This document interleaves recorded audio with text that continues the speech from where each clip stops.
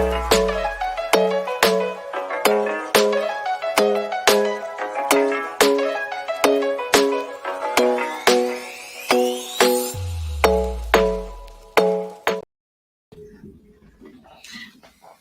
everyone. What's up? What's up? We are back. Welcome to the Mud Club. Yeah. So today we are going to be discussing red flags when wholesaling a multifamily apartment or any kind of multifamily. So, should we get started? Well, which one do you want to do first? Well, first I'd like to start it off like this, right? Everyone has their own way of operating. You know, you might agree, you might disagree. This is just some of the things that we've run into in our experience.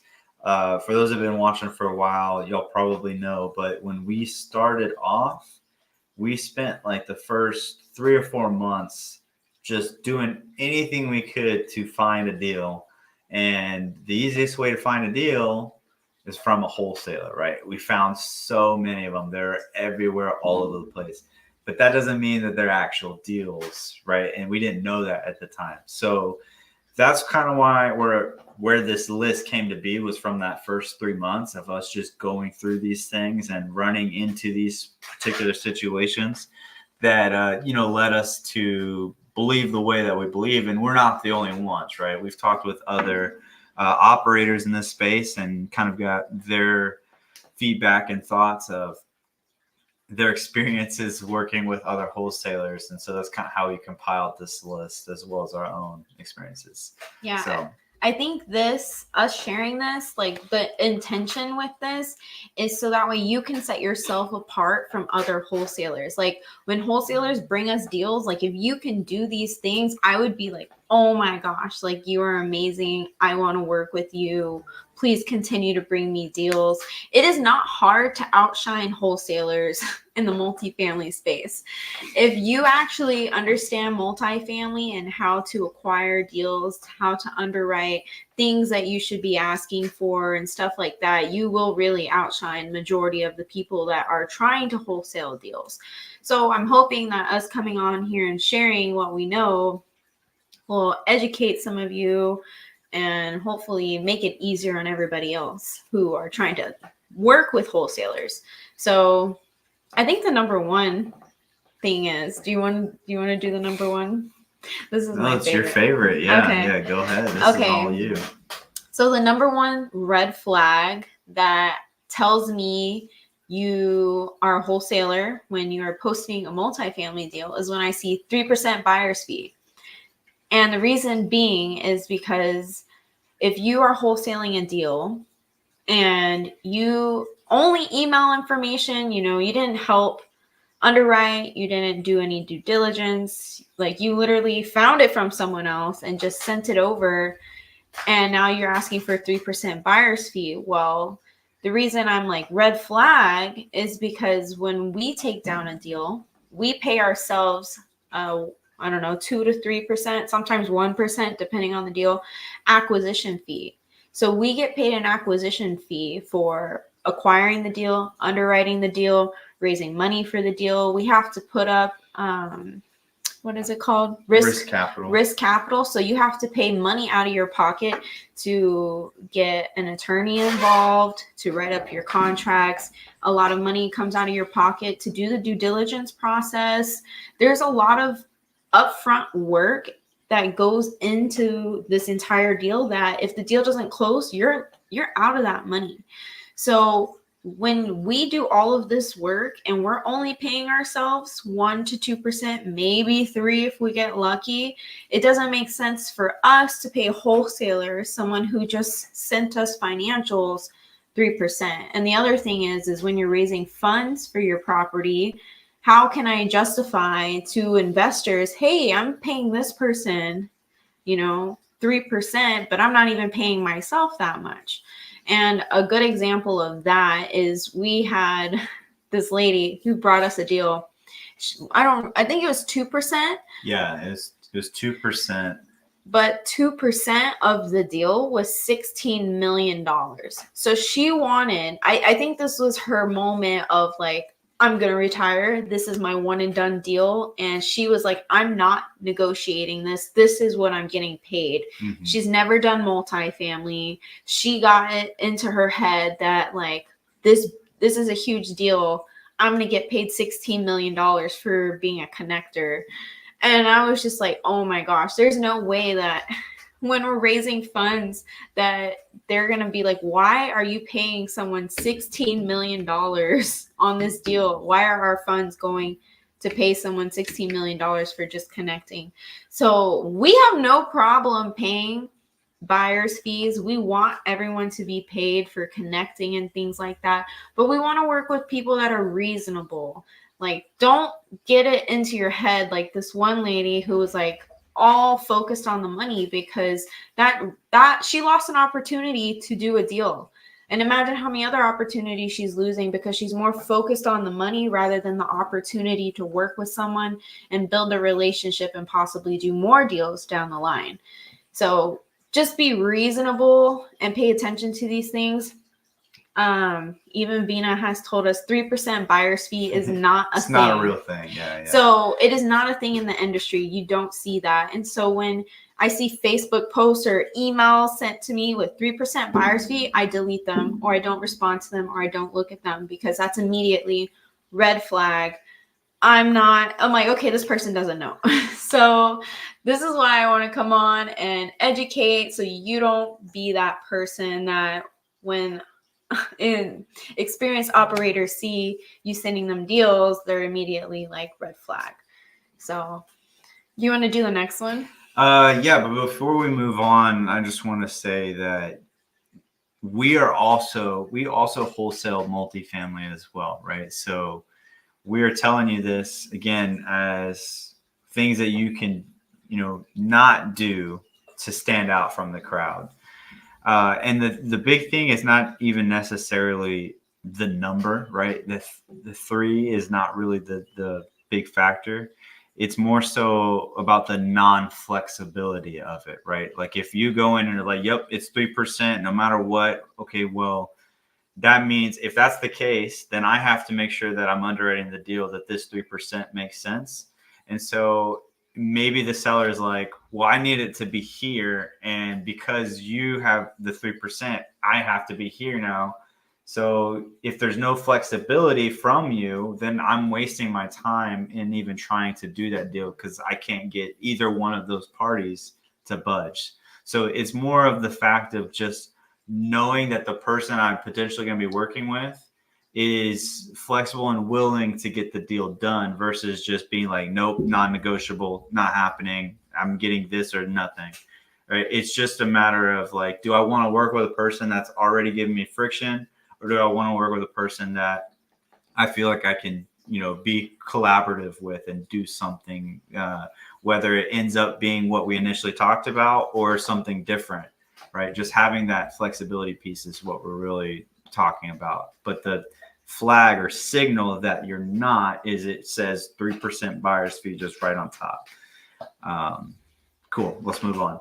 So another thing that happens all the time, not to us anymore because we know better, but we hear this from a lot of people all the time. And it's when you're asked for an LOI and a proof of funds before they will release any financials to you. It makes absolutely no sense. The entire thought process of underwriting and reviewing and making offers on these deals is 90, maybe 80% based off of these financials.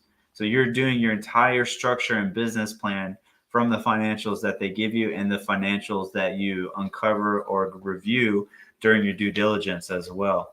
So if they're not even willing to show you any kind of financials or even a profit and loss or something that indicates what the wealth health of the property is, then you might as well just walk away. It's not worth spending time. The other thing of that is a proof of funds. A proof of funds in the multifamily space is almost non-existent. There are some instances where that makes sense and where you would be asked. Usually it's in the world of like direct to seller, where they just don't know different and they just ask for proof of funds. But a proof of funds in multifamily is just, it's not heard of. It's not common. And the reason why is because most of the people that are buying these properties, they aren't always just paying it out in cash. Sometimes they are, and that's awesome, right? We're aspiring to get to that point as well. But the vast majority of them syndicate, or they raise money from other people and they get funds from other sources. So that is a huge thing right there, because I could sure I could show you a proof of funds, but like, what do you want me to see? Because I'm not using my money. I'm not going to use my bank account. I'm not using anything of mine to purchase this, other than maybe I'm putting in a small amount or some amount into the deal, right? You're going to have these funds come from somebody, from some other source. So me providing a proof of funds beforehand, before I even know where that money's coming from, doesn't make sense in a lot of cases. Since we're talking about financials, why might as well move on to the same thing. It's always best to operate off of recent financials, right? Because you don't want to make an offer based off of the financials from a year ago, or sometimes I've seen 3 years ago, because a lot can happen in just 2 or 3 months, right? An entire hurricane can come. We live in Houston, right? So hurricane can come through, flood your entire property, and now you went from 100% occupied to 20% occupied, and you had to spend a whole bunch of capex towards the property to renovate those units that you did not plan for or expect. That could have all happened in 1 week, 2 weeks. Also, I feel like when a seller decides that they want to sell, they kind of check out and stop taking care of the property sometimes. True. Even when you have a contract with them telling them, hey, it's your responsibility to upkeep things, they're going to hide stuff from you. We know from firsthand experience. They're going to hide things from you and make it seem like they're doing what they're supposed to do. But really, they're like, why am I going to put more money and take care of this if my plan is to sell? Well, that can really hurt you if you're buying the property and they've completely stopped. And so if they're giving you financials from a year ago or 8 months ago when they were like really thriving, and now they're like over it and done with it, they stop bringing in new tenants, or they're not turning over the units or keeping up with the maintenance. Well, now you come and take over a property and it's like way, like, let's say the occupancy is like 50% versus like 80 what it was at, what you were underwriting. That makes a huge difference as to what the property is valued at. Mm-hmm. So, and it's also going to make a difference on the work that you have to do when you take over the property. So when people won't send us recent financials, especially when it's a larger property and you know they're taking care of their financials, I'm like, what are you hiding? What are you not showing us? So that's also a red flag when they won't give you updated financials. And not only not giving it to you, but can't get them for you, right? That's really the big indicator. Is not just like, oh yeah, no, I'm not going to get that for you. It's more like, well, I tried asking, but they won't give it to me. Well, are you actually direct to seller, or like what's going on here? And on that, I'll just segue into the next thing. Is like, we really like to get, if we're going to come in and take a look at a deal, we want to have direct connection to the deal. As the buyer, we want to have a direct connection to whoever it is that controls the deal, whether that's a broker or the seller or whoever. We want to be in direct contact. We don't want to be calling this person to call this person, call this person, call this person. And we don't want to play telephone, because everybody knows what happens with the game telephone. So it's just so much smoother of a process if we can actually get a hold of that person. So if we're having trouble just getting financials from you and we can't even get that, that's why we put it on the red flag list. Yeah, I think if you're going to be wholesaling and you're working with a partner, be transparent and honest with the buyer. Like, nothing frustrates me more than when someone's like, oh yeah, my partner or someone, everybody says their partner, which is like, hey, I'm daisy chaining your deal or daisy chaining the deal I'm bringing to you. And it's like, okay, well, my partner needs to know that you're legit. And then they ask for all these things. I'm like, if I could just get on the phone and tell you who I am and explain the process of how we're doing things would be much smoother. So there's a lot of times where we were interested in a deal, but literally the middleman became a problem, and we're like, all right, this isn't worth our time, because if this is how it's going to be the entire time, like a lot of problems are going to happen when trying to take down a deal, because it's such a long process taking down a multifamily deal compared to a single family deal. So I guess I think I'll skip a little bit, but getting a property that's already under contract, if a wholesaler brings me a property that is already under contract, a multifamily apartment, someone has done this. I was like, oh my God, red flag. I was like, what do you know about multifamily? And they were like, oh, we have like 10 days of inspection. And I'm like, oh my gosh. I was like, no. I was like, we are going to have to cancel that contract, and we're going to have to write up our own contract if this is something that we're going to move forward with.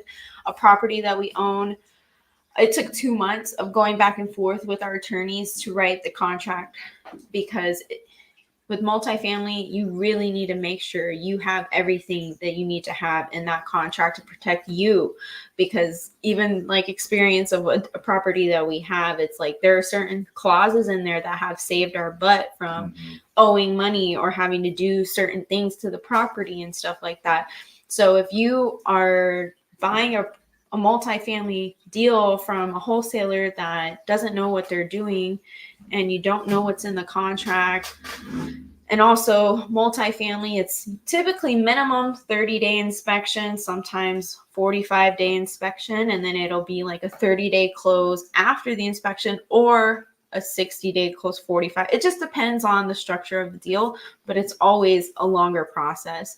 Like the deal we recently closed, it was supposed to be so much shorter and ended up taking so much longer, like I think like 9 months. It took 11 months to close. Oh, okay. So you guys heard firsthand how long it took to close that deal. So you can imagine the work that goes into all of this, and why it's so important for a buyer to have control and access to whoever it is, like the broker. Because when we are in conversations and going back and forth, okay, it's like, okay, well, we need an extension.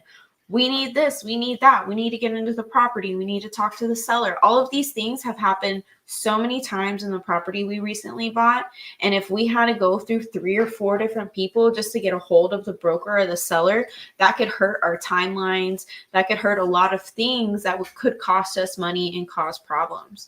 So I went on a tangent. But yeah. So how do you do it the right way, right? Because with residential real estate, right, that's how you do it. You get it under contract, and then you go and find the buyer. Right? That's the general process. Well, it's also a similar process with multifamily, but you want to be more precise with the people that you're looking for.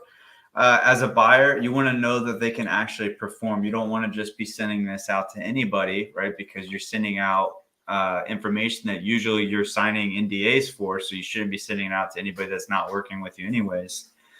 So what you should do instead is, the best thing you can do is always just be transparent with the seller and broker and letting them know what you're doing. Now, not everybody goes that method. I understand that, and that's okay. Do whatever you feel suits you. But if you go that route, then it's a smooth sailing process. You can work directly with them and explain exactly what you're trying to do and say, hey, I have a large buyer network. This fits the buy box of what we're trying to do. This is what I think the offering would be at. Let me see if I can bring somebody in at this pricing. If I get these terms from a buyer, can we move forward? That's one way you can do it, where you're just super transparent with everybody. The other thing that you can do is present yourself as the buyer, which is the traditional wholesale route. But once you get to the accepted LOI stage, right, before you sign the contract, that's when you bring in your buyer. And with this method, you should already have some buyers lined up, know what their buy box is, and know where they will be ready to pull the trigger at and understand how they are buying things. So if you do it that way, then you'll be able to plug and play pretty easily. And that makes it here's the next thing is you want to know that the deal is a deal, right? And so the only way that you can do that is by underwriting it. So that's the next red flag is we've been sent deals and then we ask them about it and a little bit more. And I always ask, have you underwritten the deal? Well, no, we haven't, but it looks like a pretty good deal, right? That's a super red flag, right? They haven't even underwritten how they have any idea in the world that it's a good deal, right? They have no idea. So you want to, as someone that's wholesaling, you should underwrite the deals that you're looking at. I mean, it's good practice. It's good manners, right? You don't want to just send crappy deals out to people. You're going to get a lot of people blocking your emails. So you want to make sure that you're sending out quality stuff. And so you can do that by underwriting the deal. And also, we can help. Like, if you don't know and you're like, I want to wholesale multifamily, but I don't even know what I'm looking at, tell the buyer or whoever it is that you're bringing the deal to, say, hey, I have no idea what I'm doing, but I want to learn. Mm-hmm. Help me help you bring you deals and stuff like that. I have so much more respect for someone that's honest and transparent and saying, hey, I need help, because I'm like, hey, I was there. I remember, because Joseph and I in the beginning were literally looking at nothing but wholesalers deals that were so daisy chained, not deals, had 3% buyer's fees, and we were wasting so much of our time and we didn't even know. Here, I'll tell you all a story, right? Real quick. I know, because I don't want to get off on a tangent, but it's exactly what she was just saying, right? And this will paint the picture. And I know stories are great for painting pictures. So one of the deals that we were working on, it was maybe like 2 months worth of work that we were working on this deal. It was a portfolio of like 120 something houses, and it was like 130, 140 units, something like that. A mixture of like single families, duplexes, and triplexes. Mostly single family. Yeah. And it's funny. The funny thing is, I'll get to the funny thing anyways. So we were doing this deal, we were working it. And with portfolios, you can underwrite it as if it's a multifamily, but they're all single family residential, duplexes, triplex. They're all residential. So technically, those properties are valued based on the surrounding market, right? The ARV for that property. With multifamily, it's valued off of the income. So you could do it that way. And we did it both ways. And there's a lot of underwriting, a lot of due diligence that we did to figure out what each house was worth and kind of putting a price on everything together.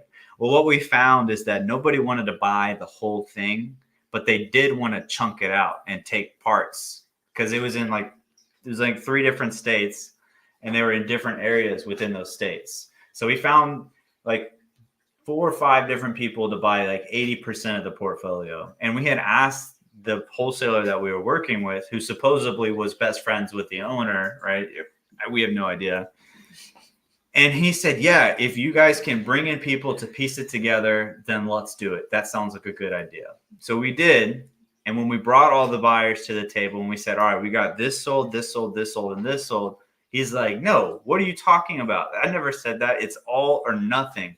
Why are y'all wasting my time with this? And then he just hung up.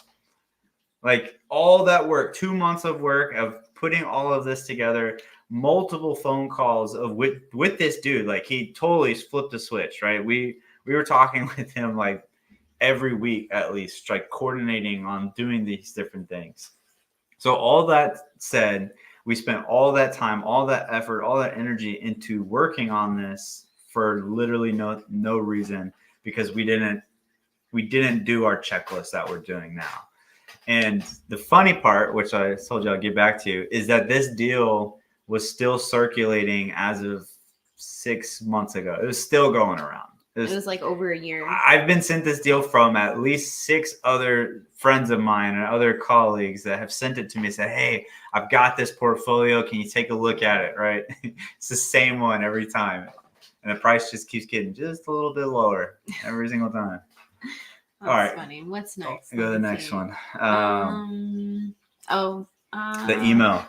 Okay. So I got this one. Okay, yeah, I was So about to say, you're the one who a, told me. a lot of times, what I want to say is be intentional with your marketing material, right? And what I mean by that, the stuff that you're sending these deals out on.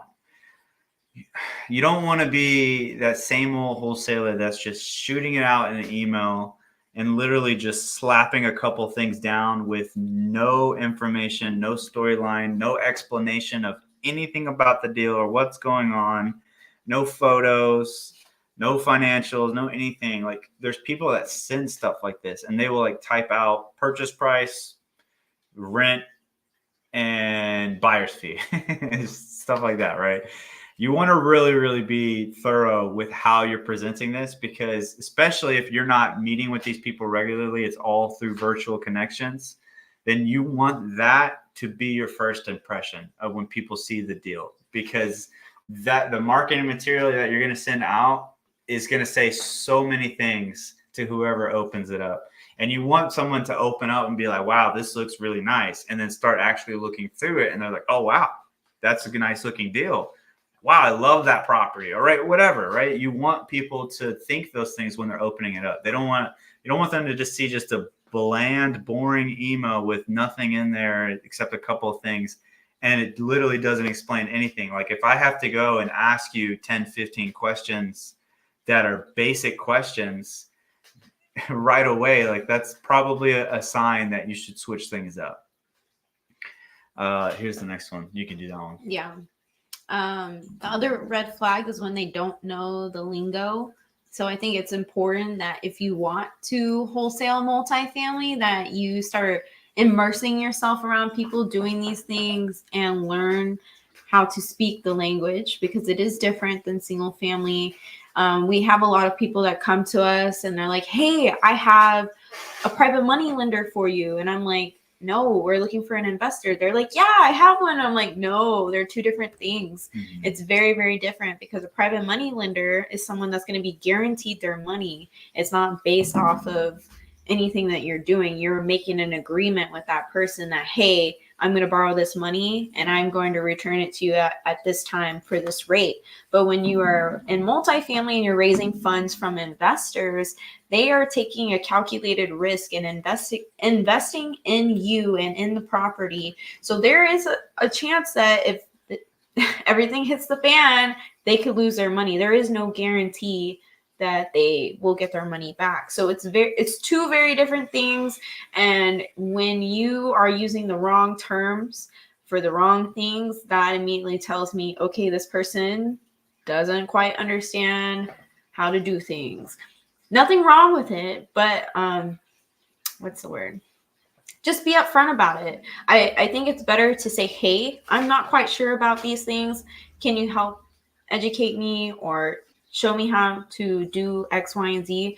Because then I'm like, oh, okay, yeah, I want to help this person versus like there are some people who got frustrated or mad because like we were trying to clarify like what are you referring to because there are two different things. And they're like, I know what I'm talking about. I'm like, okay, but I don't know if you really do, but I don't want to be rude, but like I'm trying to clarify like which one are you referring to, because they're two different things, especially with raising money. So just learn the lingo. That way you can come in with confidence. I think having confidence is huge. And I like what Joseph was saying about the email, because if you, okay, let me tell you, it is not hard to set yourself apart. Like I don't even know if I really see that many wholesalers sending like a really organized, pretty email with information. Like a lot of times they aren't using complete sentences.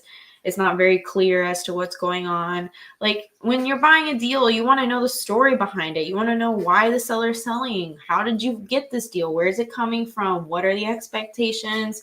How can I find the information? How can I get a hold of you? Just simple things that like if you were to include that and organize it and show a little bit of effort, like I tell Joseph all the time, or we tell wholesalers all the time, like if you go and make an effort to underwrite the deal and you come to me like, this is what I've underwritten, this is the numbers I've come up with, this is why I think it's a good offer, I need help negotiating it, I need help locking it up, or like, I want you guys to buy this, but I'm not sure how to do X, Y, and Z, but I'm making an effort to learn and take action, I'm like, oh my gosh, I need you on my team. I need you working with me. Like, if you're a go-getter like that, someone who's like, I'm going to go figure it out and I'm going to ask for help and I'm going to try and do it the right way, even though I'm not sure, versus like someone who's just like, just daisy chaining everything they find and not making an effort to learn and educate themselves. So this is the best way to set yourself apart and really be, what's the word I'm looking for? Respected. Because there are wholesalers that Joseph and I block on our email. So I don't want you guys to be that person. Don't get blocked. And it's not on purpose. It's just, it's filling up my inbox and it's all junk. So it's more like we just have to be diligent with our time, right? And if we know that it's a numbers game, if we know that I have much higher odds of this activity being a waste of time, then I'm not going to do that activity. I'm going to go do this activity where I can get more bang for my buck with my time. So it's just, like we said, it's a bunch of stuff that we've run across and learned along the way. One other thing I do want to mention as well, and Keji's pretty much been talking about it though, is if you are new in the space, just say it, right? Just be honest with where you're at. And if the person that you're talking with at the time like blows you off, that's fine. Let them. They're not meant to help you or work with you in any way, right? Just be open and honest, and the right person that you're gonna communicate with the right person at the right time, and they're gonna be willing to help you or give you some kind of assistance or guidance, right? So honesty is always the best policy. Don't try and act like you know something when you know you don't, because if they catch that you don't know what you're talking about, now you just lost all credibility entirely. So yes. So come to us if you need help. That's why we created this YouTube channel, to share our journey. We don't know everything. There's so many things that we don't have experience with and are still learning, but we come on here and share the things that we have learned, the mistakes we have made. So we want to bring others up with us and give you a helping hand. And hopefully you can learn from our mistakes and not waste money like we did on mentors that we don't like. So to learn the stuff that we learned. So that's what we're here for. We just want to bring more people up with us. I want to do more deals with all of you guys. So thank you guys for watching. I hope you guys got value from the stuff that we shared. We have more content coming up. I'm going to start